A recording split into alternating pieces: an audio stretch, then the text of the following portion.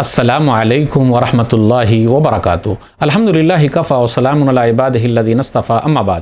آج short clip میں ایک ٹاپک ہے ہمارا جہنم کے لیے ڈھال، یعنی آپ کیا کام کریں گے تاکہ جہنم سے آپ بچ جائیں۔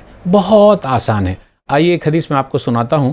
ابو ہریرہ رضی اللہ تعالیٰ عنہ اس حدیث کے راوی ہیں، صحیح الجامع حدیث نمبر 3214، صحیح روایت ہے یہ۔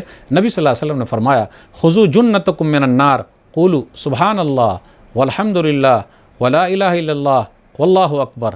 بس 4 چیزیں کہنا ہے۔ نبی صلی اللہ علیہ وسلم نے فرمایا جہنم کے لیے ڈھال تیار کر لو، جہنم سے بچاؤ کے لیے ڈھال تیار کر لو۔